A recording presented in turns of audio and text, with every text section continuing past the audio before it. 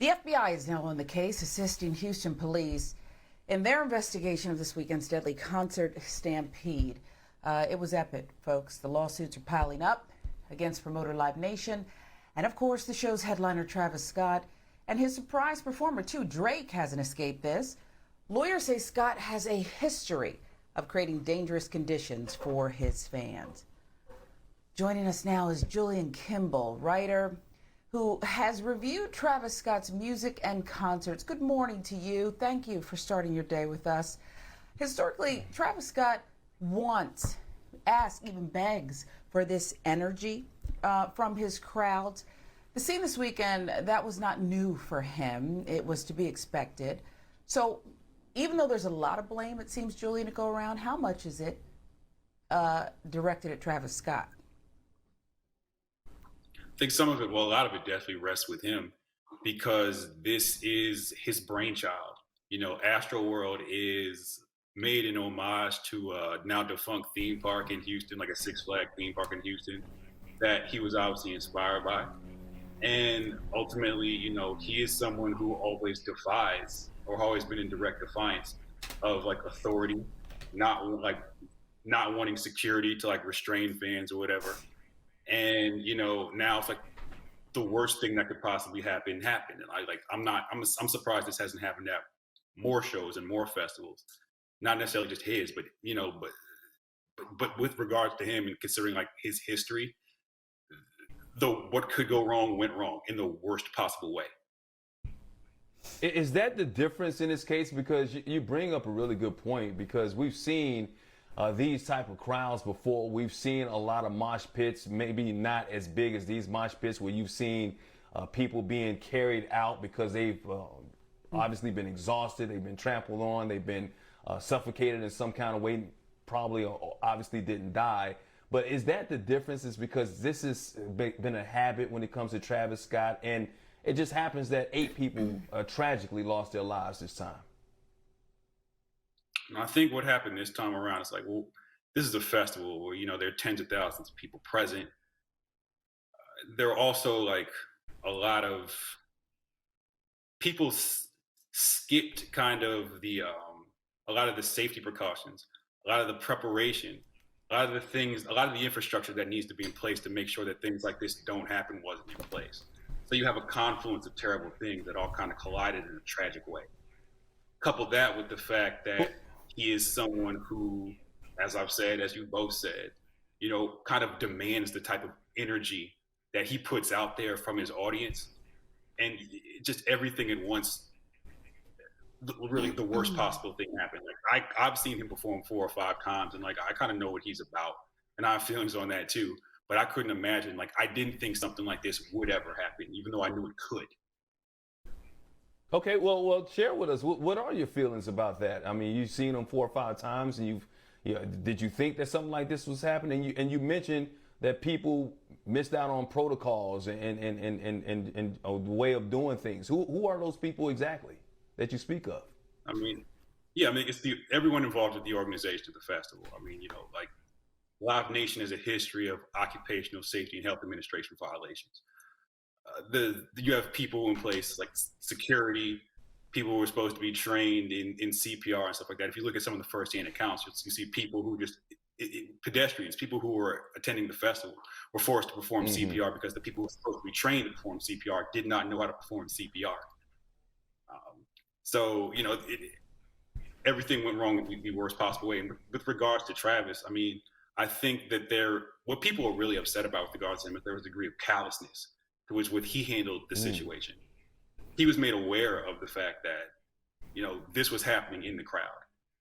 You can see videos of kids climbing like the scaffolding on the stage to tell people working on the stage. People are dying in the crowd. People are passing out. Stop the show. And he stopped the show a few times. But in that situation, like in that instance, that's a situation where I think maybe you stop the show altogether. So Travis Scott, though, was twice convicted of encouraging fans to rush the stage. So shouldn't we have expected this to one day occur? And how much do you suspect money, profit, has to do with this because he would be intimately involved in his money. Yes, Julian? Oh, absolutely. I mean, I like you raise a good point that could this happen at some point? Yes, if you are reckless, and I'm not going to say he's reckless altogether, or that this is just, even though this is Travis Scott's problem, that this is exclusively a Travis Scott problem. And with regards to money, I mean, I'll put it like this: like the tickets for the festival used to be about $180 for a 2-day pass in previously, but we're in the midst of a pandemic. There was no Astroworld last year. Ticket prices went up to $300. There were 50,000 people at this show, I believe. So in the midst of a pandemic, you have 50,000 people at a show where tickets are $300 for 2-day passes. Yeah, this is all about money. You know what I mean? The history of the world has taught us that people will sacrifice people just to make a profit. The pandemic underlined that, right? So what you have now is a tragic case of capitalism, irresponsibility, and negligence that Travis Scott, someone who is not really one for depth or introspection, might I add, considering who his mentor is and who his girlfriend is, there's no way he's gonna be able to get away from this. Not in the interim. If he has a shred of conscience or shred of empathy, he's going to sit with this one. He's got to hold this one for a while. The lawsuits are piling. Yeah, and never mind him.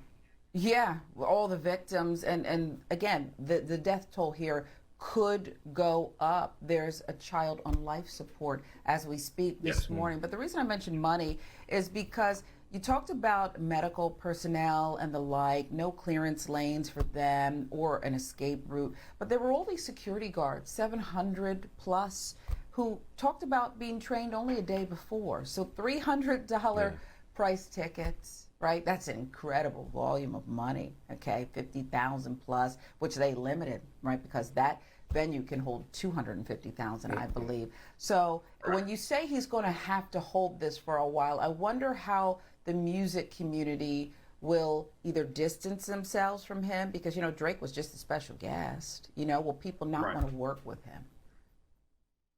I think the music community and people in the music community are deeply invested in his success. So I think in the long run, he will be fine. I could be wrong though, but I think he'll be okay. But in the immediate, like in the right now, I think you're going to start to see maybe some people distance themselves from him. There's a festival in Vegas that he was supposed to perform at this weekend.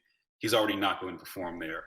I think, there it is. I'm not a lawyer, but perhaps the best strategy for him at the moment would be to lay low, probably look like he cares a little bit more than he has, and to perhaps, he's obviously offered to pay for the funerals of the victims. What about all the people who were injured? There's a month of free therapy he's offered. It's kind of like watching your friends die. You get a month of free online therapy. It's like, how much does that really help? But what about his payday? Yeah.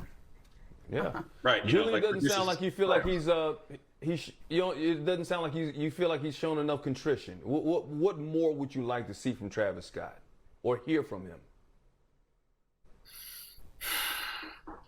I mean, there's a lot. There's shoulda, woulda, coulda. Hindsight's 2020. There's more he probably could have done in the moment, but I don't know that he has the capacity for